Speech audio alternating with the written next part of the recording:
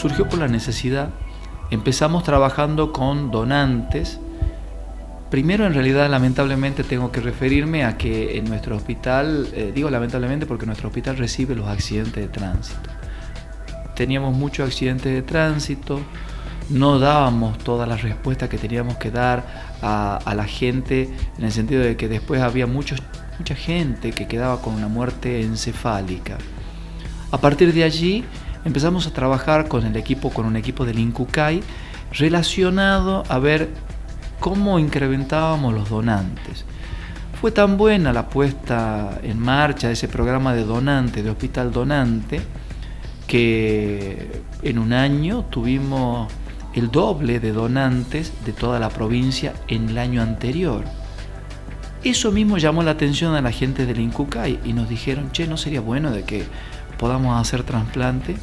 Entusiasmados con este tema, nos pusimos a planificar toda la obra esta. Una obra que requería de infraestructura, de equipamiento y de perfeccionamiento del recurso humano. Así que, con la anuencia del Ministerio de Salud de la Nación, del INCUCAI, del Ministerio de Salud de la provincia, del CUCAITUC, se contrató una serie de elementos estructurales. Nos ayudaron a mejorar nuestros quirófanos, a construir una unidad de trasplante renal, nos ayudaron a equiparla, mucho del dinero nos mandaron desde el INCUCAI para tener el equipamiento adecuado, y en el área de la capacitación se firmó un convenio entre el Ministerio de Salud de Tucumán con un instituto de Buenos Aires, un instituto que hace muchísimos trasplantes renales. Ellos hacen aproximadamente 160 trasplantes renales anuales.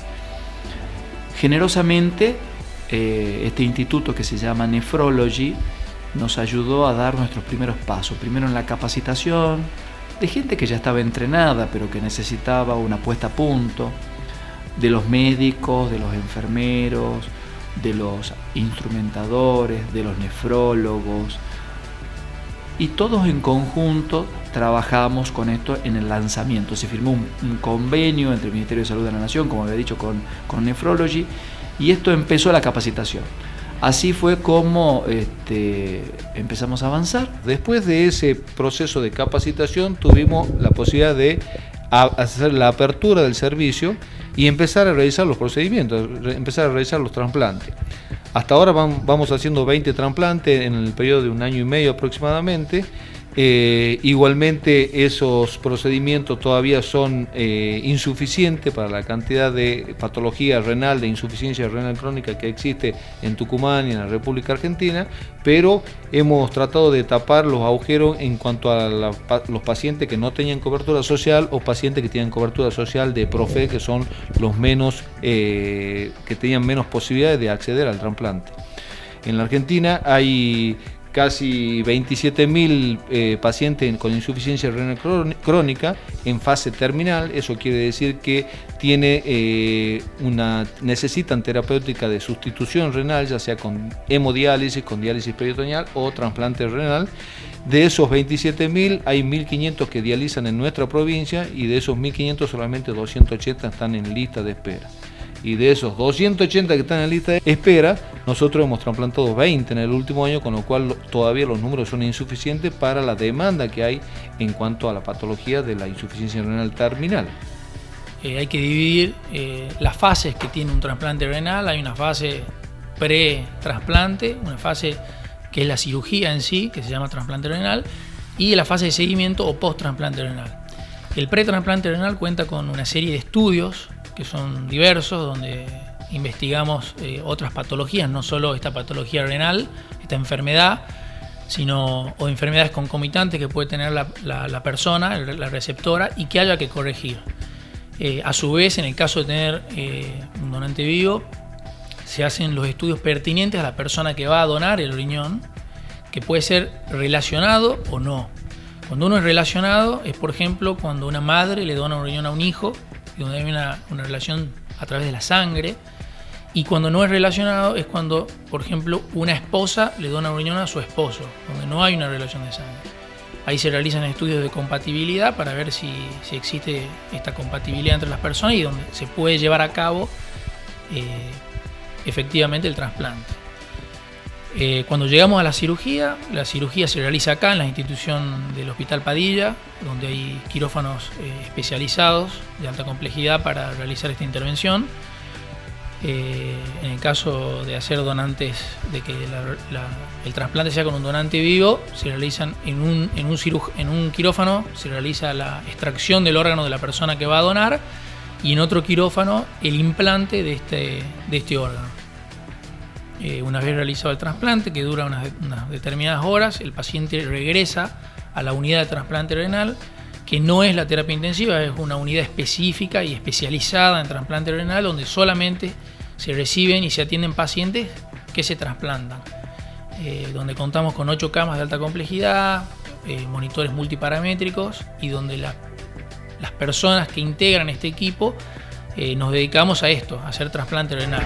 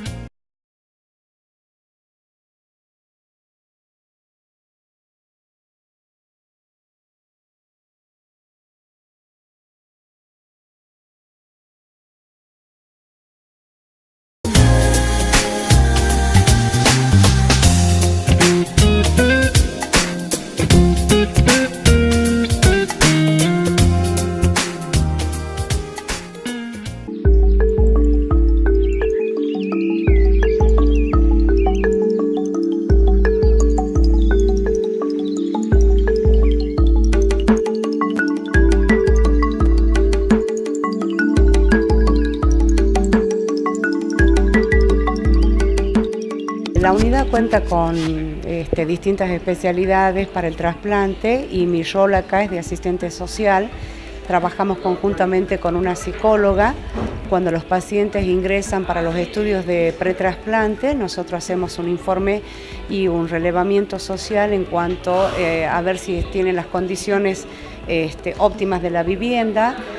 Hay casos que pedimos mejoras habitacionales para que el trasplantado, antes que vaya a la cirugía, pueda contar con esta condición, que es obviamente una de las más importantes para después tener una buena adaptación en su vivienda y no perder, digamos, el injerto que se hace en el trasplante.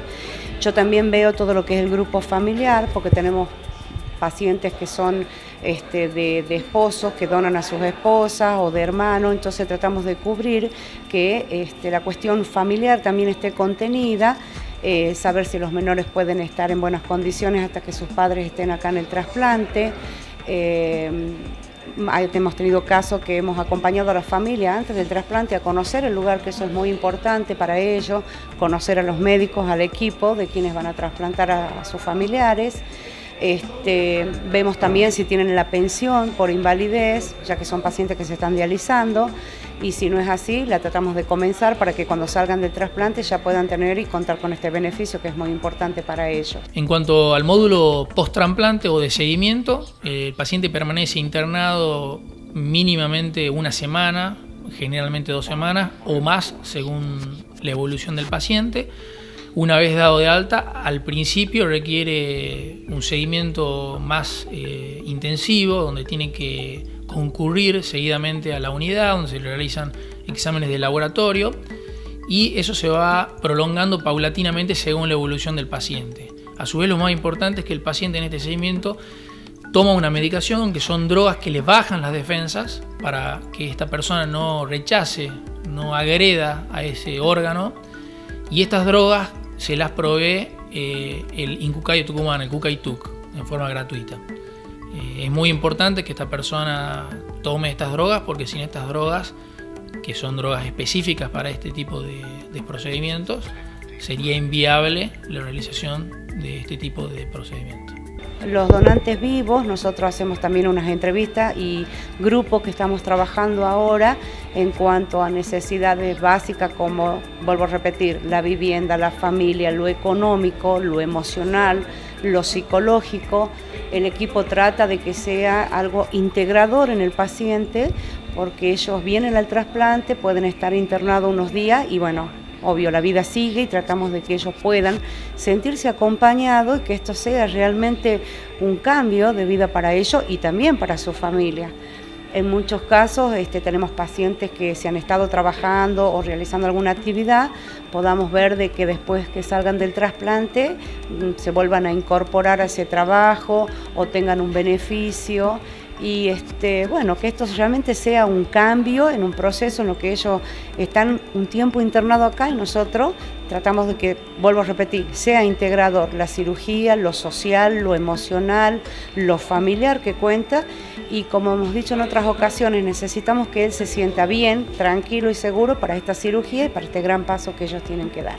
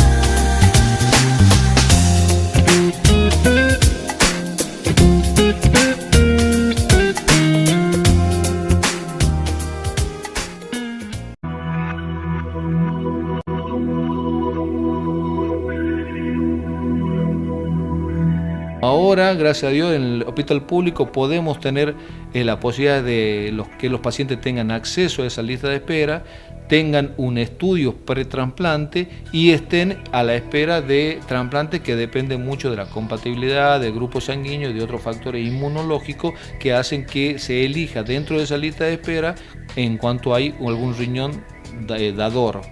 O ese riñón dador puede venir desde la provincia, puede venir desde el hospital, desde la provincia, o puede ser de cualquier lugar de la Argentina. Cuando hay un dador en alguna parte de la Argentina, se certifica esa donación y se busca dentro de la lista de espera cuáles son los pacientes que son inmunológicamente compatibles y cuáles son los pacientes que están en emergencia para trasplante.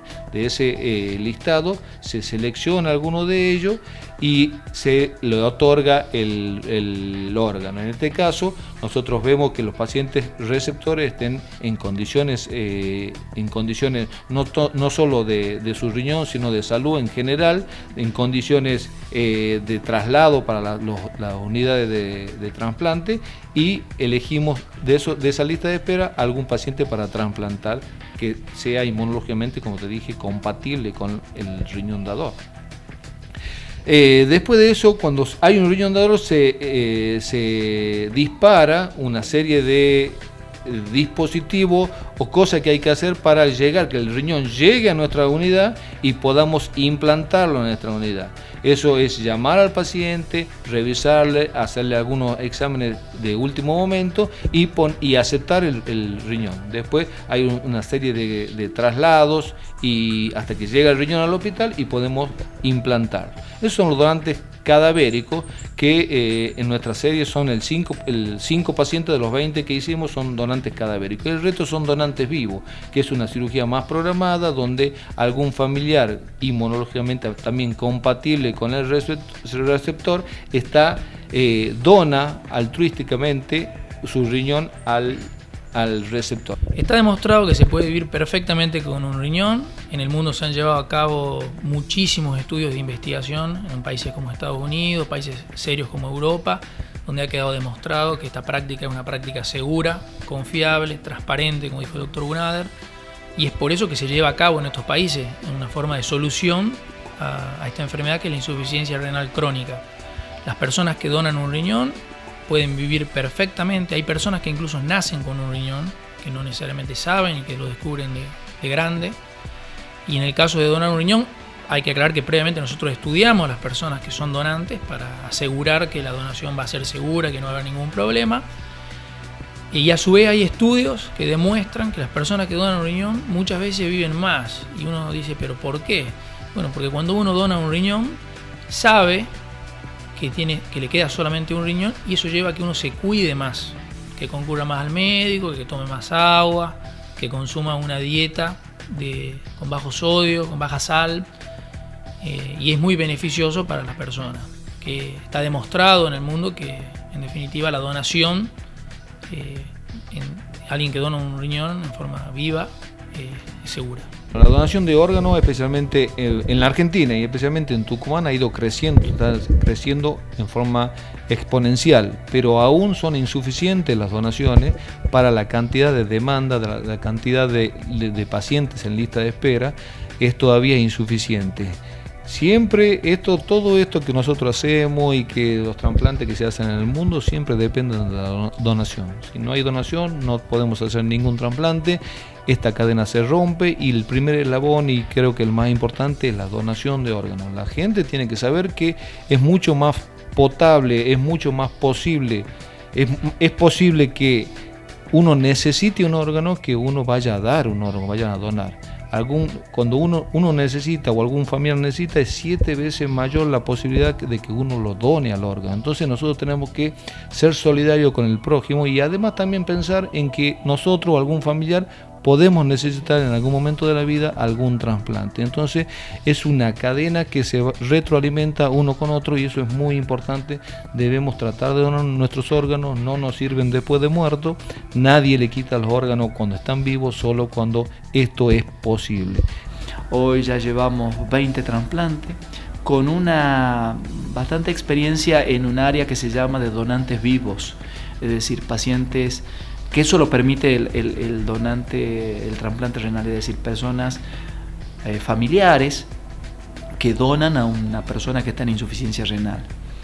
Por supuesto que esto no tan solo era porque quisiéramos nosotros, porque el INCUCAI se le ocurrió, mira qué lindo, hagamos trasplante renal. No, hay una necesidad real en la provincia, en todo el NOA, de aproximadamente, hoy tenemos 280 pacientes en lista de espera, de toda la provincia y toda la región. Entonces, la verdad es que tenemos que, como hospital público, dar una respuesta a toda la gente que no tiene obra social.